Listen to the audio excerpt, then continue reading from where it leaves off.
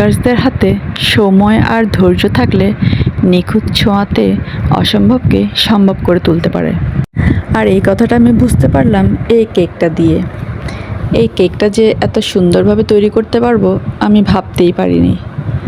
কেকের এই অবস্থা দেখে আমার মনটাই খারাপ হয়ে গিয়েছিল। কেক বেকিং করছি অথচ কেক কখনোই এমন হয়নি। এই প্রথমবারের মতো কেকটা যেন কেমন হয়ে গেল। কেন এমন হলো কিছুতেই বুঝতে পারছি না। খুব মনটা খারাপ হয়ে গেল। ভেবেছিলাম খুব সুন্দর একটা স্পঞ্জ পাবো। তো যাই হোক, মন খারাপ হলেও কিছু করার নেই। বেকারসদের হাতে তো জাদু আছে, কোনো প্রবলেম নেই। তো আমার সেই ডেবে যাওয়া মানে যেমনই লাগুক না কেন, কেকটা দেখতে খুবই বাজে লাগছিল। তাই সেই কেকটা দিয়ে যে সুন্দর কেকটা তৈরি করেছিলাম কীভাবে, সেটাই আপনাদের সঙ্গে শেয়ার করছি। আমি কেকটাকে মোল্ড থেকে বের করে নিলাম, আর এখন আমি 2টো স্লাইস করে নিয়েছি। যেহেতু কেকটা আমার বেশি ডেবে গিয়েছে তাই আমি 3টা স্লাইস আর করলাম না। স্লাইস করার পরে এখন আসলো আরেক কঠিন কাজ। আসলে এই কেকটা যদিও খুবই পছন্দের ছিল, কিন্তু তৈরি হয়েছিল অনেকটা অবহেলাতেই। ক্রিমগুলো খুবই বাজে অবস্থা হয়ে গিয়েছিল। ক্রিমগুলো আসলে আমার ফ্রিজে ছিল, ডিপ ফ্রিজে ছিল, আর যার কারণে এতটাই নরম হয়ে গিয়েছে। এভাবে নরম ক্রিম দিয়ে কাজ করিনি সেভাবে, তাই খুবই ভয় পাচ্ছিলাম যে কিভাবে করব। এতটা নরম ক্রিম দিয়ে কিভাবে কাজ করব আসলে বুঝতে পারছিলাম না। ক্রিমটা আমি ডিপে রেখেছিলাম, আর ডিপ থেকে বের করার পরেই পানি ছেড়েছে, আর যার কারণে ক্রিমটার এই অবস্থা হয়ে গেল, এতটাই নরম। প্রথমে ভয়ে পাচ্ছিলাম, তবে পরে কাজ করতে করতে হঠাৎ ব্যালেন্স আসলো কিছুটা। যাই হোক, অবশেষে ভাবলাম যে কিভাবে কি করব, কি ডিজাইন করব, মাথায় আসছিল না। শেষে এভাবে আমি এই যে স্প্যাচুলা দিয়ে এভাবে আমি দাগ কেটে নিচ্ছি, ক্রস ক্রস করে আমি ডিজাইন করব।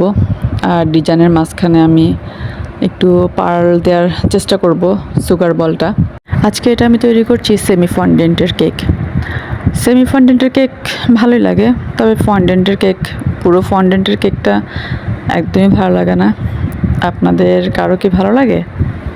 আমার কিন্তু আসলে একদমই ভালো লাগে না, খুব মজা লাগে না আসলে। যাই হোক, নিজে তৈরি করি এইভাবে বললে কেমন লাগে। আসলে ফন্ডেন্টের কেক হচ্ছে সৌন্দর্যের ব্যাপার, মজার ব্যাপার না। সেটাই, যে ফন্ডেন্ট দিয়ে অনেক সুন্দর সুন্দর ডেকোরেশন করা যায়, খুব রিয়েল মনে হয় ডেকোরেশনগুলো, ওইটাই।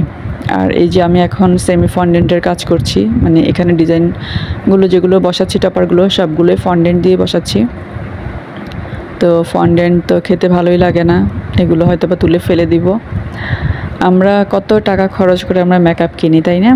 মেকআপের পেছনে কত যে টাকা খরচ করে ফেলি, আর এখানে দেখেন ফন্ডেন্টে রং মিক্স করে আমরা মেকআপ তৈরি করে ফেলছি, কত দামি দামি প্রোডাক্ট তৈরি করে ফেলছি। ফন্ডেন্টের কাজ করতে বেশ ভালোই লাগে। যারা এখনও ফন্ডেন্টের কাজ করেননি, করে দেখবেন, আসলে বেশ ভালোই লাগে, খুবই আনন্দ লাগে করতে। একটা ক্রিয়েটিভিটির কাজ করে আর কি। এই যে আমি পার্ল বসিয়ে দিচ্ছি। ফন্ডেন্টের আসলে কঠিন তেমন কিছুই না।